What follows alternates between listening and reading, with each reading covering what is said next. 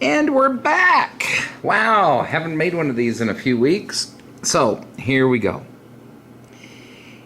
In our biology classes, we've been discussing the concept of evolution, and particularly how can we determine the different percentage of different alleles within a population. Remember, alleles are the traits. And we're coming into where we're going to be using what's called the Hardy-Weinberg Theorem. Now, looking at the paper here, this is a Hardy-Weinberg worksheet that's available online. Whoever came up with this, I think it says down here in the bottom, it says Knight 2000 Hardy-Weinberg Lab. Whoever you are, Mr. Ms. Knight, thank you very much. This was a very easy lab to follow. All right. The whole Hardy-Weinberg theorem is based on the concepts that were originally thought of by Dr. Wilhelm Weinberg. Dr. Weinberg was a gynecologist and obstetrician in Germany in the late 1800s, early 1900s. And his observations of different parents and the babies that were produced got him to thinking about how can we predict some of these different percentages in a population.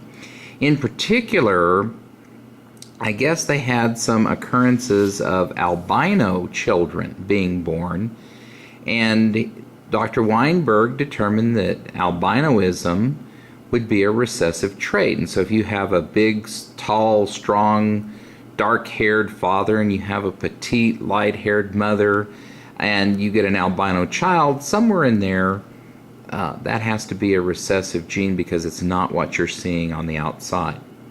So this lab that we're going to use is called the Teddygram lab because we're using a candy called, or a cookie called a Teddygram. And what we're going to do is, this is also going to back up what's here in the lab talking about Charles Darwin's natural selection concept. So there's two or three things going on in here, and I've been actually using the notion that you can use the Teddygram lab and you can compare modern human beings and Neanderthals when both populations were living together, how one actually absorbed and caused the other to go basically extinct, although we can still detect Neanderthal DNA to this day in a really good DNA test. All right. The theorem is valid under 5 conditions. You have to have a large population. Your matings have to be at random. There has to be no changes in the gene pool due to mutations. There has to be no migration of individuals into or out of, so in other words, it's a closed population, kind of like the world of human beings these days. And there's no selection. Everybody's equal. In other words, nobody gets preference over another when it comes to mating. So if we open up our packet, here's how this is going to work. It says, you're a bear-eating monster. There's 2 kinds of bears that you like to eat, happy bears and sad bears. Now, I did not know this, that there's 2 kinds of teddygrams. You have the happy teddygram with his arms raised, and you have what is called the sad teddygram with his arms at his side, but his feet are splayed apart. So you have 2 teddygrams, happy and sad. And you're a bear-eating monster and you love the happy bears because they taste sweet. And the sad bears, they taste bitter. And also, when we're talking, our happy bears are going to be what we call homozygous recessive. So this is kind of like Dr. Weinberg's albinoism. This is the one where you see the homozygous recessive trait. Okay. We're going to start with a population of 10 bears. Then what will happen is these 10 bears, we're going to separate them by happy and sad. The happy bears are going to give us the Q2 in the Hardy-Weinberg formula. Then what will happen is, once we've determined our 10 bears, what we have, then we're going to eat 3 of the happy bears. Now, if we don't have 3 happy bears, we eat however many happy bears we have, and then we eat sad bears. Excuse me. And then what we're going to do is we're going to replace with 7 additional bears. These are the offspring, and then we're going to recompute each time. Remember, the Hardy-Weinberg formula is p squared plus 2pq plus q squared equals 1, or 100%.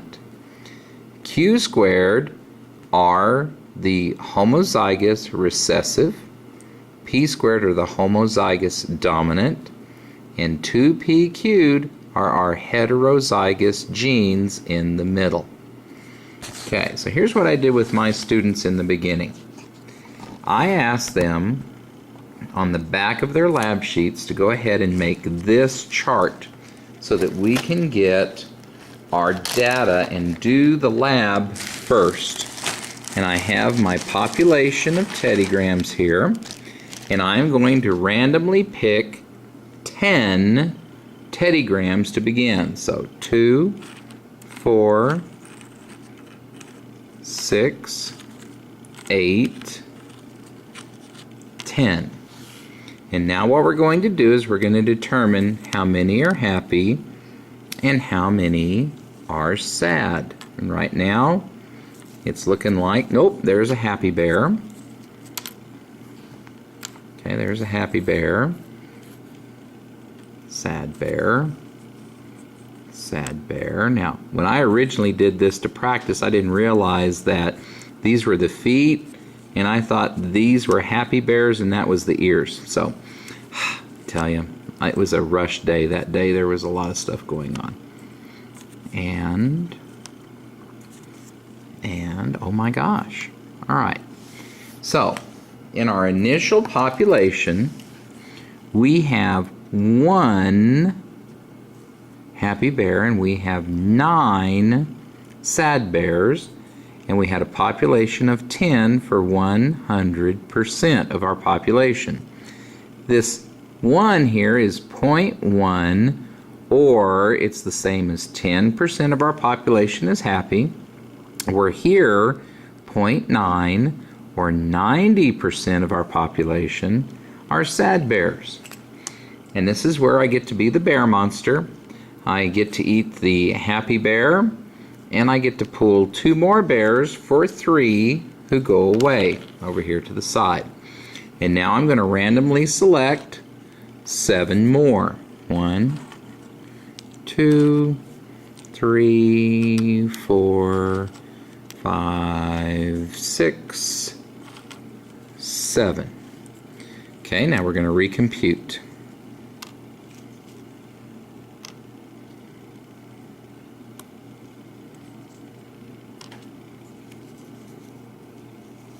And that is a mutated sad bear. He's missing a leg, birth defect of some kind. It's all right. All right, so now we have 1, 2, 3. Let me get my population out of the way here. 1, 2, 3, 4, 5, 6, 7, 8, 9, 10, 11, 12, 13, 14 bears total. That's 100% again of our population. I still have 1. And this time I have 13 sad bears. And if I break out my calculator, which I forgot to do before I came in here, if I break out my handy dandy calculator and I clear everything, 1 divided by 14 is 7% of my population, 0.07. 0.07, or 7% are happy, and that's going to mean, let's just check it and make sure. Yep, 93%, 0.93, or 93% of my population are sad bears. And once again, the happy bear and 2 random sad bears get picked. And now we're going to replace with 7 more.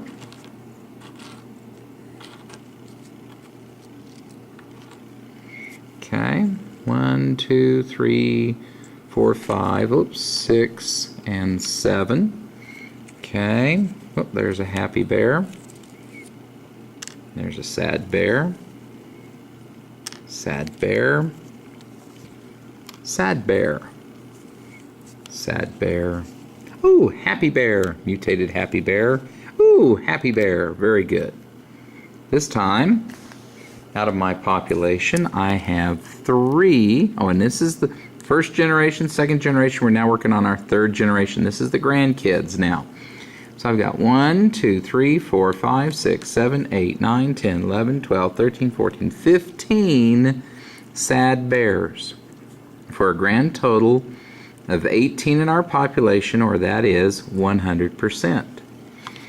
The 3 happy bears, 3 divided by 18, it means that I have 0.17 or 17% are happy, which means that over here this is 0.83 or 83% of my population is sad. Now, you should be seeing what's going on here. We start out 10%, 7%. Well, we recovered a little bit to 17, 90, 93, 83. You should be seeing the trend here, though, is that the sad bears are slowly overtaking the happy bears. Okay, I have 3 happy bears. They go away. We replace 1, 2, 3, 4, 5, 6, 7. Sad bear.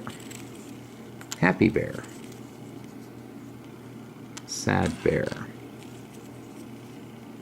Sad bear. Sad bear. Oh, it's not looking good. Sad bear. Sad bear. Alright. 2, 4, 6, 8, 10, 12, 14, 16, 18, 20, 21 are sad. And only 1 is happy. Now, I've had groups in my classes where by the time we got down to here, and you notice I have a mixed group of teddygrams. If I was pulling them all out of one box, by the time we get down to here, if you've got 3 or 4 groups, you've got a group that has 0 happy teddygrams. So already you should be seeing that in a box of teddygrams there are more sad teddygrams than there are happy teddygrams. And in our population study, the happy teddygrams are slowly getting absorbed and bred out of existence, I guess I should say, by the sad teddygram. So 1 divided by our population of 22 is the same as only 5%, 0.5 or 5%. Oh, that's not 0.5, that's 0.05.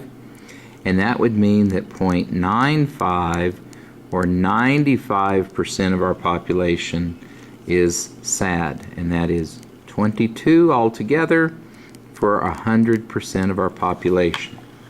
And now this is the time in class where all the population of teddygrams can be taken, distributed among the lab partners who want them, and then they can be consumed. Okay, so I'm going to move these all out of the way for right now and put them back in their bag when I'm done, and I will have these for snacks for the next couple of days. Oh, by the way, serving of teddygrams according to the box is 24 of these, and it's only 130 calories for 24. About 5 calories per teddygram. So if you're watching your girlish figure, you can have a teddygram if you'd like one. So, there you go. Alright, so we've collected our data. This is our raw data from the study. And I did it this way because this makes this lab go a little bit faster when we're just collecting the data, if this is something you want to try. So now we're ready to transfer our data into our worksheet. Let me get that out of the way. There we go. Okay, so here it is. P squared plus 2pq plus q squared equals 1, or 100%. Dr. Weinberg also knew that in general, those who carry the dominant gene plus those who carry the recessive gene also equal 1, or 100%. Because because everybody's either got it, one or the other. Okay, so let me get that out of the way there. Now, what we did was, according to this lab, the Q squared genotype, these are, let me get my highlighter here, the happy bears. Happy bears are the Q2, and remember that in this, the Q squared, this is the homozygous recessive, where the P squared is going to be the homozygous dominant for happy, and in the 2PQ'd is where you're going to have your heterozygous, or when they carry both. P over here is just for any person in the population that carries the dominant gene, and Q is for anybody that carries the recessive gene. Alright, so we're doing Q squared. In Q squared, we've already done our percentages. And remember, Q squared is for the happy ones. That's this one here. This is the one that's heterozygous recessive. So we can put our numbers in right here. If tilting it bothers you, I'm sorry, I just got to tilt it a little bit. So this one is 0.1 or 10%. This is 0.07 or 7%. This is 0.17 or 17%. And this is 0.05 or 5%. And this is the only number you need for Hardy-Weinberg in order to figure out the rest of them, because the rest of this is actually relatively simple math that everybody should know from at least the 8th and possibly the 9th grade. Because all we're going to do now is follow the formula. The formula says P squared plus 2PQ plus Q squared equals 1. Well, here's Q squared right here. So all we need to do in order to find Q over here is we need to take the square root of whatever it is we're doing. On your calculator, there's your square root button right there. So I'm going to do 0.10 and I'm going to square root it, and it gives me a number of 0.3162, or Q is equal to 0.32, or 32% of our population in general carries the recessive gene. 0.07 square rooted gives me 0.264, or 26% of our population in the second generation carried it. 0.17 square rooted is 0.41, and then 0.05 square rooted is 0.22. Okay. Now, Dr. Weinberg told us that Q plus P equals 1. And here's the part where I started getting a lot of blank looks in the lab, is because I'm just going to do math now. That's it. I'm going to do math. And people were wondering where I got the numbers. Well, the only numbers you need to be worried about are these right here. These numbers came from our study of the Teddy Graham population right here. So here we go. On this one, 0.32 plus 0.68 equals 1. 0.26 plus 0.74 equals 1. 0.41 plus 0.59 equals 1. And 0.22 plus 0.78 equals 1. That's it. That's where all these numbers came from right here. We just took this plus this to get to 1. It's just a matter of being able to do that find for X. In this case, we were finding for P in our equation. Now I can take P and I can find P squared. Very simple. On your handy dandy scientific calculator, you're looking for your X squared button. So I'm going to take 0.68 and I'm going to square it, and I'm going to get 0.46. I'm going to take 0.74 and square it. I'm going to get point. Now this one I got to round. It's going to be 0.55. I'm going to take 0.59 and square it. I'm going to get 0.35. And then I'm going to take 0.78 and square it, and I'm going to get 0.61. Okay, and again, I had a lot of people looking at me cross-eyed wondering, where did you get the numbers? And this is just being able to use your calculator, or in the case of my phone, here, I have either the regular scientific calculator that comes with the phone that requires you to turn it sideways. I don't particularly care for this because my fingers are too big. So I went online to the App Store, the App Store, downloaded, it's called RealCalc. I like this free app. It looks like a scientific calculator. And plainly marked, here's my square root, here's my x squared, I can do cubed roots, I can do cubes. Very nicely laid out, easy to use, just like a scientific calculator. I like it a lot. You guys at RealCalc, my compliments. Alright, so now, what have we determined? Over here we've determined in our general population of teddygrams who carried the dominant gene, who carried the recessive gene. We've now determined the percent that were homozygous recessive. That was based on our happy teddygrams. We've also determined out of our sad teddygrams, I've said this like 4 times today, this is the percentage that are homozygous dominant. What's left to do is to figure the heterozygous number. There's 2 ways to do it. I'm going to do one using the formula. The formula is very easy to do. And if you want to use the parentheses function, you can. I'm just going to do it straight. It says 2 times p times q gives us this number. 2 times p times q. So 2 times 0.68 times 0.32 equals 0.44. In this case, let's take a look at this. 0.44 plus 0.46 is 0.86, and this is 0.1, so that's 9.6, so we are off just a little bit. What I've been having my students do is add these 2 together and then subtract from 1 to find the missing number. So in this case, if we just do that, 0.1 plus 0.46 equals 0.56.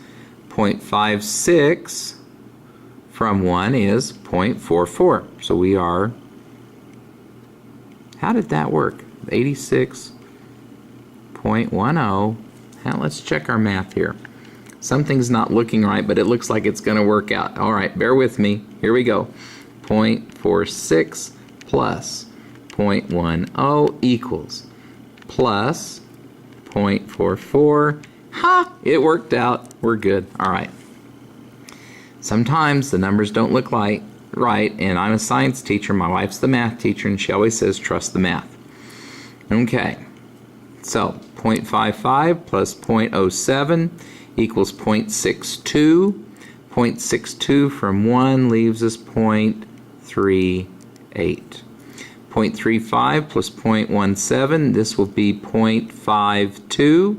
0.52 from 0.1 is 0.48.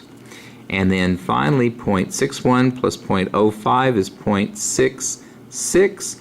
0.66 from 1 is going to be 0.34. So what is this telling us here?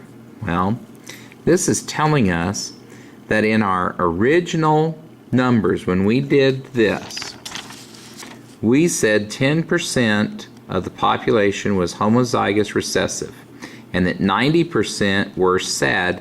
They carried either they were homozygous dominant or they were heterozygous. So, if you look at this, 0.46 plus 0.44 equals 90%. So there it is, right there. The math agrees. In this one, 0.7 is the homozygous recessive. 0.55 plus 0.38 equals 0.93. here's your other 93% right there. This is 0.17, and then we said 83%. Well, 0.35 and 0.48 is 83%. So the math works all across the way. This is our general population. Statistically speaking, these numbers are close, but they're not perfect. This says 32% of the population carries this gene. Well, if you do it this way, between this and this, that's going to be 54. But at the same time, this is Q, this is Q squared. And we need to do a little math, but statistically, this is the smaller number than this one. Well, here's our 93, here's our 90, here's our 10. Don't sweat these so much over here. We use these to gain these numbers here so we can figure this out. And when we did our teddygram math, what we were trying to do is determine who was homozygous recessive and then how we split the dominant gene that was shown in the rest of the population. And with this, excuse me, the math works out perfectly. So, trend. We're watching this number, it kind of rebounds here, but it's going away. We watch this number, it's gradually getting larger over time. Yeah, we saw a downswing here, but over time it's going to get larger. So now, we're going to answer the questions on the back. First question, explain which trait is not favorable. Well, you don't want to have the happy trait. It says, why don't we want to have the happy trait? Because eventually, it will die off. Or in the case of modern humans and Neanderthals, there was so much interbreeding that the Neanderthal subspecies was absorbed by modern humans. There we go. Which phenotype? Now remember, phenotype is what we see. Okay, which phenotype is reduced in the population of teddygrams? Well, if you remember, it's not this one, it's this one. The phenotype, what we see. This is the one with the hands up. The hands up, up, up, UP, or out. If all the happy bears are eaten in one generation, is there the possibility of producing some in the next? The answer is yes. It says explain because some are pardon my poor handwriting, heterozygous. Okay, remember some of them carry both genes. What will eventually happen to the genotype frequencies over several generations? Happy dies, sad lives. Darn it, we don't want sadness, we want happy. Do you think the recessive gene will ever completely disappear? Now, we've had some labs where it completely vanished. We had 0 happy bears. But overall, no. Some will remain heterozygous. Just remember though, the heterozygous masks the recessive, or the dominant gene masks the recessive gene. If the situation changed and suddenly the predator liked grumpy bears, how would this change the genotype ratio? Well, in the most simplest terms, happies go up, sads go down. Because remember, we're eating sad bears now. However, one of my students brought up earlier that with so many sad bears in a box of teddygrams, that what would probably happen in our box of teddygrams is that our population would even out. But Just in the simplest terms, the happies would go back up, the sads would go down. Number 7, which would be more likely to be totally eliminated from a gene pool, a recessive or a dominant gene, and why? Well, of course, the recessive. And the fact is that the dominant gene masks the recessive. So it might be there, we just won't see it. And then finally, number 8, before we get to the graph. If there were no other food to eat, whoops, excuse me, sorry, you're almost falling off my desk here. If there were no other food to eat and a predator ate all the teddygrams, what would happen to the predator? Why is it necessary to have a predator-prey balance? Okay, well, the predator would die.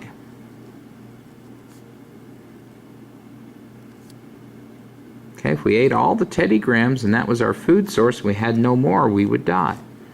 Why do we need a predator-prey balance? To maintain both species. But if you look at human beings, and I asked my class this, think about this for just a second. Is there a natural predator for human beings on Earth?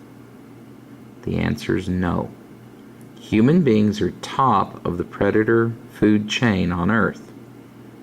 And that's one reason why human beings are now up to 8 billion on Earth, and our population's slowing, but we need to do some things to get this fixed over time.